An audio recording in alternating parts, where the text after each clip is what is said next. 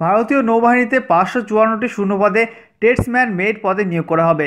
এই নিয়োগ সংক্রান্ত বিস্তারিত ইনফরমেশন, অর্থাৎ আপনাদের শিক্ষাগত যোগ্যতা কী লাগবে, আবেদন ফি কত, কিভাবে আবেদন করবেন, আপনাদের বয়সসীমা কী কী লাগবে, সমস্ত কিছু জানাবো আজকের এই ভিডিওতে। জানতে হলে ভিডিওটা অবশ্যই শুরু থেকে শেষ পর্যন্ত মনোযোগ সহকারে দেখবেন।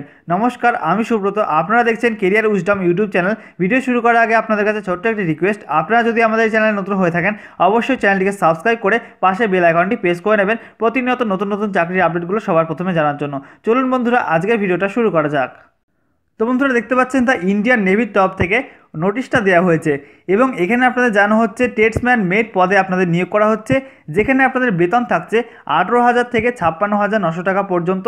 এবং এখানে 3টি কমান্ডে নিয়োগ করা হচ্ছে। প্রথমে রয়েছে ইস্টার্ন নেভাল কমান্ড বিশাখাপত্তনম, যেখানে আপনাদের টোটাল শূন্যপদ রয়েছে 46টি। এবং তারপরে রয়েছে ওয়েস্টার্ন নেভাল কমান্ড মুম্বাই, যেখানে আপনাদের শূন্যপদ রয়েছে টোটাল 502টি। এবং তারপরে রয়েছে সাউদার্ন নেভাল কমান্ড কোচি, যেখানে শূন্যপদ রয়েছে 6টি। এইভাবে মোট শূন্যপদ রয়েছে 554টি। যেখানে বন্ধুরা আপনাদের শিক্ষকতার যোগ্যতা লাগছে মাধ্যমিক পাস এবং তার সঙ্গে যে কোনো শাখায় আইটিআই করলেই আপনারা আবেদন করতে পারবেন। এছাড়া বন্ধুরা এই পদের জন্য আপনাদের বয়সসীমা বলা হচ্ছে 18 থেকে 25 বছরের মধ্যে যদি আপনার বয়স হয়ে থাকে তাহলে এই পদের জন্য আবেদন করতে পারবেন। এছাড়া SC, ST, OBC, ex serviceman এবং অন্যান্য ক্যাটাগরির প্রার্থীরা সরকারি নিয়মানুসারে বয়সের ছাড় পেয়ে যাবেন। এরপর দেখুন বন্ধুরা, এই পদের জন্য আপনাদের আবেদন ফি বলা হচ্ছে জেনারেল এবং ওবিসি প্রার্থীদের জন্য 205 টাকা করে আবেদন ফি। এবং এখানে আপনাদের জানা হচ্ছে এসসি, এসটি, পিডব্লিউডি এবং এক্স সার্ভিসম্যান এবং মহিলা প্রার্থীদের ক্ষেত্রে কোনো আবেদন ফি দিতে হবে না।